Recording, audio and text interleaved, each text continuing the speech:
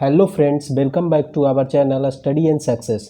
दोस्तों, पढ़ाई करने में तो बहुत समय दिए हैं, फिर भी फेल हो जाते हैं या कट ऑफ को पार नहीं कर पाते हैं। मैं कुछ टाइम आपका लेना चाहता हूं। यदि आप इसे समझ लेते हैं तो आपको पढ़ने से कई गुना ज़्यादा किसी भी एमसीक्यू एग्ज़ाम में फ़ायदा दिखेगा और आप भी सक्सेस होकर किसी गवर्नमेंट जॉब करते नज़र आएंगे। वीडियो अगर पसंद आता है तो लाइक, शेयर और सब्सक्राइब ज़रूर कर दीजिए। आइए वीडियो स्टार्ट करते हैं। देखिए, पढ़ाई तो सभी कर रहे हैं, लेकिन कुछ ही लोग जो है सफल हो रहे हैं। और सफल होने वाले जो कैंडिडेट्स हैं कुछ तो अलग करते हैं, ठीक है, इसलिए सफल होते हैं। तो यहाँ पर उसी दरमियान जो है हम जो है एक टॉपिक लाए हैं जो सबसे अलग आपको करेगा। तुक्का कैसे लगाएं, ठीक है, तुक्का या गेस वर्ग कैसे लगाएं। यहाँ सबसे पहले तीन बात को हम समझते हैं। पहला जो है वो है कौन तुक्का लगा सकता है, और दूसरा है जिसे कुछ भी नहीं आता हो वो कैसे तुक्का लगाएं, और तीसरा है तुक्का लगाने से हमें फ़ायदा क्या होगा और नुकसान क्या होगा।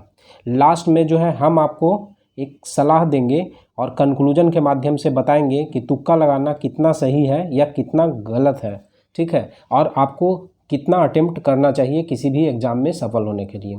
तो सबसे पहले देखिए, एक चीज़ समझते हैं कि जैसे एग्ज़ाम में 4 प्रश्न हैं, ठीक है, 1 2 3 4, और चारों के बारे में आपको जो है 1% भी पता नहीं है, ठीक है। तो इसको क्या करेंगे फिर हम?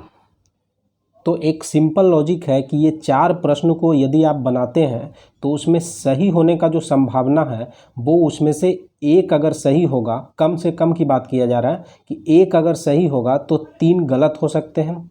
और अगर नेगेटिव मार्किंग 1/3 है तो रिजल्ट हमें क्या होगा, 0 प्राप्त होगा।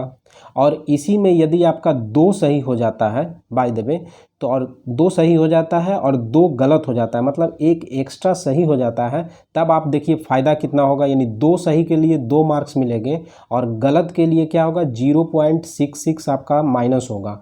तो आपका 1.33 फ़ायदा होगा। यहाँ पर देखिए 0 मतलब ना तो फ़ायदा हो रहा है ना तो नुकसान हो रहा है, और यहाँ पर सीधे आपको 1.33 का फ़ायदा हो रहा है। इसका मतलब है कि कितना तुक्का लगाने से फ़ायदा हो रहा है उसको आप देखिए। मतलब यहाँ लगाने से जो है कुछ फ़ायदा नहीं होगा, मिनिमम तो ये है कि आपको घाटा नहीं होगा, लेकिन यहाँ पर अगर कुछ सही हो जाता है तो आपको बहुत ही बेनिफिट दे करके जाएगा।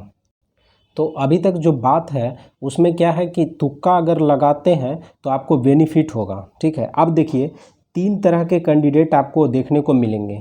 एक तो जो है कम पढ़ने वाले हैं, दूसरा ज़्यादा पढ़ने वाले, और तीसरा ज़्यादा प्रैक्टिस करने वाले, यानी सेट प्रैक्टिस ज़्यादा करने वाले। तो कम पढ़ने वाले लोग जो है वो सावधानी से क्वेश्चन को अटेम्प्ट करेंगे और कम अटेम्प्ट करेंगे, ठीक है। उनका क्या कहना है कि 60 में 60 मारेंगे और 59 या 60 सही करना चाहेंगे। दूसरा जो कैंडिडेट है वो जो है ज़्यादा पढ़ते हैं और ज़्यादा पढ़ने के बाद जो है रिवीजन नहीं करते हैं, तो कन्फ्यूजन उनको ज़्यादा होता है, ठीक है। कन्फ्यूजन ज़्यादा होने से काफ़ी ज़्यादा नेगेटिव लेते हैं और जो है उनका रिजल्ट नहीं हो पाता है। और तीसरा जो है सबसे ज़्यादा जो तुक्का लगाते हैं वो ज़्यादा प्रैक्टिस करने वाले, माने एमसीक्यू एग्ज़ाम में जो सबसे ज़्यादा प्रैक्टिस किया है उसका तुक्का जो है ज़्यादा कारगर होता है और तुक्का वो ज़्यादा लगाते हैं, और ऐसे लोग सफल ज़्यादा होते हैं, ठीक है, ऐसा देखा गया है।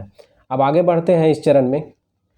अब देखिए, कोई स्टूडेंट ऐसा नहीं है जो 65 में 65 सही कर दे, यानी 100 नंबर का प्रश्न है तो 65 में 65 सही कर दे, ऐसा बहुत ही कम स्टूडेंट है, जो कि एक्सेप्शनल केस में है। अब 65 क्वेश्चन जो सही कर दिया है उसके बाद 65 क्वेश्चन जो किया है उसके बाद जो है सिर्फ गेस वर्ग या गेम चलता है, ठीक है। मतलब एवरेज स्टूडेंट का देखा गया है कि 65 नंबर का अगर क्वेश्चन किया है तो 1 या 2 गलती मैक्सिमम स्टूडेंट का निकल ही जाएगा, ठीक है। फिर देखिए, 60 या 65 प्रश्न के बाद एक गेम या रिस्क चलता है। मतलब कोई स्टूडेंट 100 में 100 प्रश्न का जवाब दे रहा है, जिसमें अगर 60 या 65 प्रश्न अटेम्प्ट कर लिया है तो उसके बाद जो है वह तो एक गेम या रिस्क चलता है। वो गेम या रिस्क ही क्या होता है, तुक्का होता है, ठीक है, जो कि उसका इस्तेमाल करते हैं। अब देखिए, ज़्यादा सफल लोग तुक्का लगा रहे हैं। ऐसा देखा गया है कि जितने लोग सफल हो रहे हैं वो तुक्का का यूज़ ज़्यादा कर रहे हैं। आप वीडियो पर बना रहे हैं, हम जो है तुक्का लगाने का कारगर उपाय जो क्या है आगे हम आपको बताएंगे, ठीक है, और वो जो है काफ़ी आपका हेल्पफुल होगा। अब देखिए कुछ बात को समझते हैं। जैसे 100 नंबर का प्रश्न है, ठीक है, तो 100 नंबर का प्रश्न है तो एक स्टूडेंट जो है 100 में 60 करता है और 100% एक्यूरेसी के साथ वो 60 नंबर लाता है, ठीक है, जबकि दूसरा स्टूडेंट जो है 100 में 76 करता है और वो भी 60 लाता है। तो वो जो है 76 करता है और 12 नेगेटिव लेता है, ठीक है, 12 नेगेटिव लेकर के यहाँ पर 60 लाता है। लेकिन यहाँ पर यदि वो 12 नेगेटिव से कम लेगा तो यहाँ 60 से ज़्यादा नंबर हो जाएगा, है कि नहीं। तो ये जो है फ़ायदा होता है तुक्का लगाने का। अब हम आपको तुक्का लगाने का कुछ कारगर उपाय बताएंगे और इसका यूज़ आप एग्ज़ाम हॉल में ज़रूर करें, आपको जो है 100% बेनिफिट होगा।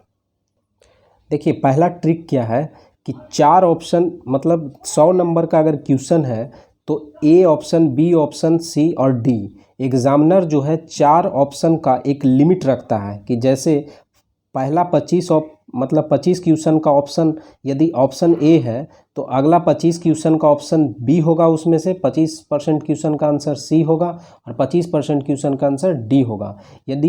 यदि आपने जो है पहला अटेम्प्ट करने के बाद जो है ऑप्शन ए जो है 25 क्वेश्चन का ऑप्शन 25 क्वेश्चन से ज़्यादा का 25 क्वेश्चन या 25 क्वेश्चन से ज़्यादा का ऑप्शन ए मार दिया है, इसका मतलब जो आगे जो आपका क्वेश्चन आएगा जिसमें आप फंस रहे हैं उसका जो है ऑप्शन ए नहीं होगा, ठीक है।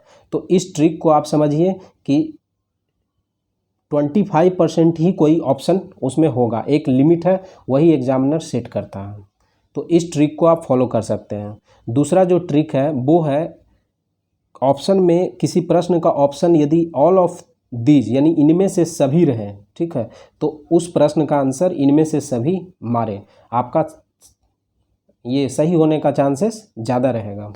तीसरा जो ट्रिक है, यदि आप किसी क्वेश्चन में 50-50 में फंस रहे हैं, माने 50-50 में फंस रहे हैं, ए बी में फंस रहे हैं या बी सी में फंस रहे हैं, तो वहाँ पर आप तुक्का का यूज ज़रूर करें, ठीक है। वहाँ पर उस क्वेश्चन को छोड़े नहीं, उसको बी या सी में अगर फंस रहे हैं तो बी या सी में एक ऑप्शन ज़रूर मारें।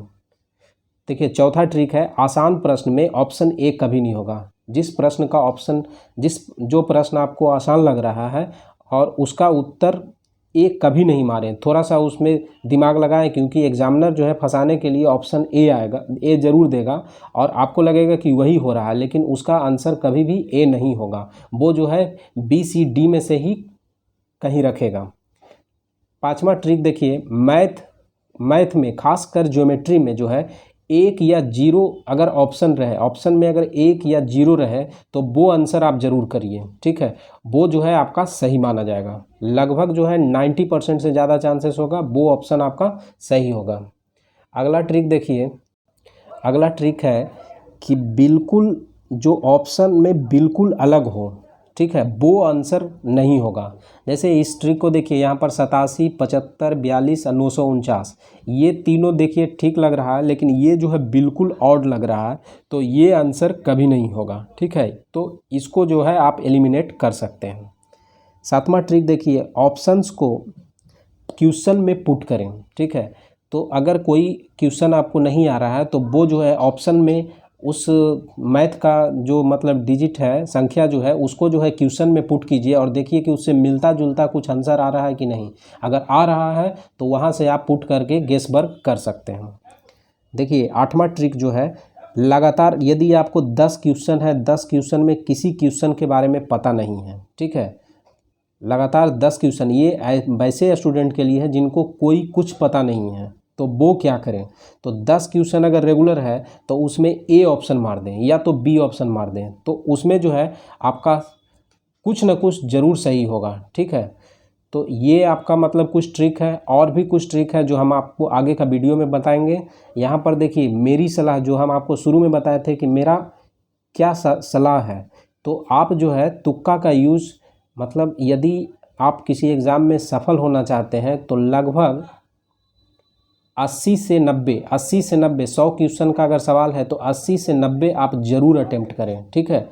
जब तक 80 से 90 अटेम्प्ट नहीं करेंगे तब तक आप MCQ के एग्ज़ाम में आप सफल होने का जो चांसेस है बहुत कम रहेगा। ठीक है। तो ये जो है आपका एक सजेशन है और तुक्का का आप यूज कर सकते हैं, कोई दिक्कत नहीं है, लेकिन उसके लिए जो है आपको जानकारी होना चाहिए। ठीक है, वीडियो को लास्ट तक देखने के लिए थैंक यू।